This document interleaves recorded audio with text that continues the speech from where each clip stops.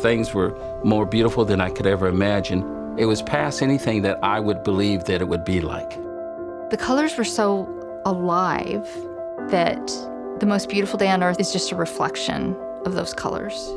The greens were greener, the yellows, the golds, the blues, everything reminded me that earth is a reflection of heaven, but heaven is perfection.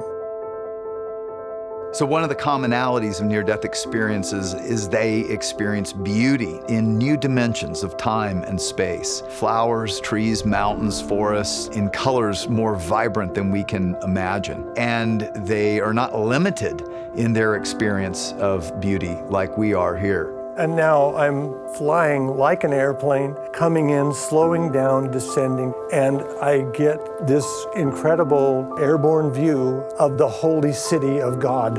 About 52% of people having a near-death experience describe beauty in this heavenly realm that is beyond anything on earth, things that are absolutely spectacular. It seemed like everything there was glad I was there. The trees were glad I was there, the flowers were glad I was there, the water was glad I was there. Everything was alive, there was nothing dead, and everything was intelligent. And whether we realize it or not, we're always smelling decay on the planet. But in heaven, there's nothing dying. Everything was far more intense. The colors, the aromas, the flowers were such that I felt that I could not only see them, but I understood them. Gorgeous, beautiful, all of the adjectives, but it's beyond words.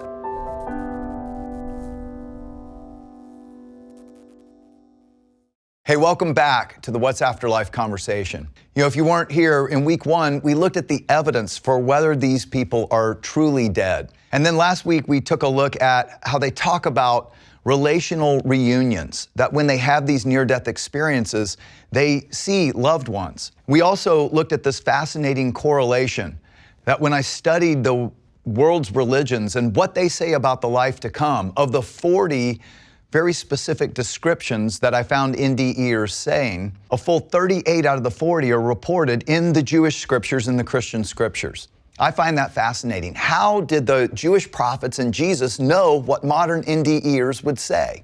Well, this week, we're going to explore the beauty of what these NDEers are calling heaven. For those of you who have a religious background, Christian, Jewish, Hindu, or others, have you ever heard descriptions of heaven that made you think it's this misty, ethereal, impersonal, or maybe even just plain boring existence somewhere? I remember a Far Side cartoon years ago, showed a bored individual looking at others, kind of feet dangling on a cloud, they're playing harps, and one said to the other, I should have brought a magazine. But NDEers tell us it's the opposite. It's all the beauty of earth and much more. The Jewish prophet Isaiah in about 750 BCE saw a vision of heaven and heard the angels crying, "Holy, holy, holy is the Lord Almighty. The whole earth is full of His glory." If that's true, then all the beauty and majesty, the wonders of earth point to the beauty, majesty, and wonder of the Creator. So why would we ever think that God's world, heaven, is less real or less tangible or less beautiful? The man who wrote much of the Christian New Testament, Paul, who, as we saw, may have even had a near-death experience, he said this in one of his letters: "No eye has seen, no ear has heard, no mind has imagined what God has prepared for those who love Him." What if it's better than you can imagine? Because what we love about life on earth will be present there, but with so much more to explore and experience. All across the globe, young and old who have had a near-death experience describe a beauty much like earth: mountains, meadows, rivers, flowers, trees, animals, yet it's all experienced in new dimensions of time and space. Even blind people I studied saw the same beauty. Now, I find this is one of the most compelling areas science has investigated, pointing to the authenticity of these NDE reports. Blind people report seeing in their near-death experience grass, trees, fields, palm trees, an enormous walled city. These blind NDEers also describe a light coming out of everything. Though the light is brighter than the sun, they said they can easily look at it, and it conveys love and life. Blind people describe this otherworldly light the same exact way sighted NDEers do. They describe what the Jewish prophet Isaiah reported in his experience of heaven and what John, one of Jesus' followers, writes in the New Testament about this super reality, earthy yet more vibrant and alive. Listen to what John describes in his vision of heaven in the book of Revelation. After this I looked, and people from every nation, tribe, people, and language were wearing white robes and were holding palm branches in their hands. He will lead them to springs of life-giving water. He took me in the Spirit to a great high mountain. He showed me the holy city, Jerusalem. And the city had no need of sun or moon, for the glory of God illuminates the city, and the Lamb is its light, and the nations will walk in that light. Then the angel showed me a river with the water of life, clear as crystal, flowing from the throne of God and the Lamb, and it flowed down the center of a main street. On each side of the river grew a tree of life bearing 12 crops of fruit. Now, many NDEers claim that this light and love and life is the glory of God shining out of everything.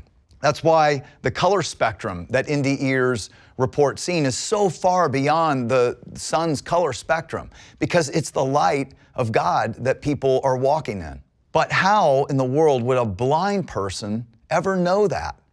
Because think about it, light on earth shines on things, not out of everything, and yet blind NDEers describe the same beauty, light, and love just like NDEers who've had sight all their lives.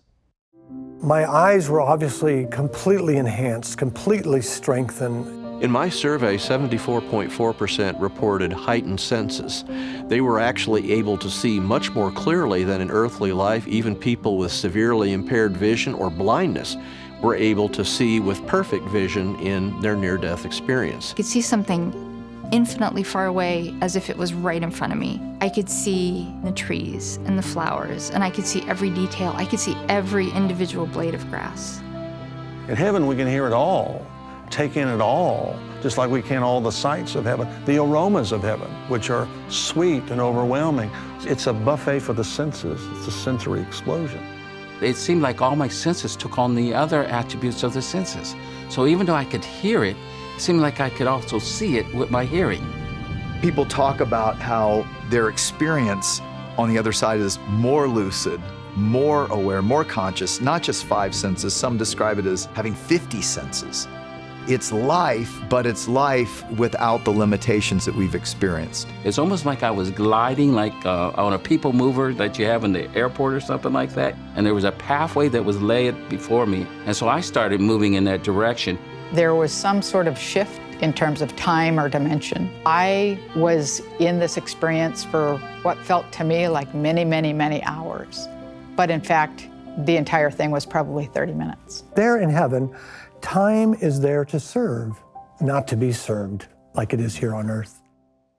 Because NDEers say we will experience new dimensions of time and space, we can explore it all. NDEers confirm many of the same things reported by people who claim to see Jesus after his resurrection. You know, if you read about the resurrection of Jesus in the Bible, you come across some things that can be a bit confusing. Like his followers claim they recognized him, touched him, he ate fish, he had a real body, and yet he could come and go in a blink. And then at one point he floated up out of their sight and disappeared. Now, NDEers describe a similar otherworldly ability.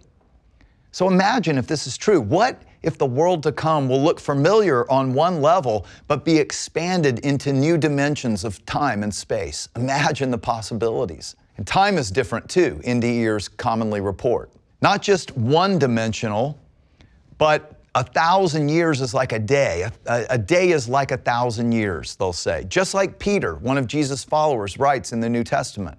NDEers confirm this. And travel, they say, can either be moving along, kind of floating along, or in a thought, you're there. Imagine beauty rivaling the most amazing places on earth. I mean, what if our playgrounds of exploration are as vast as the universe? Imagine it. Here are some questions that you can discuss.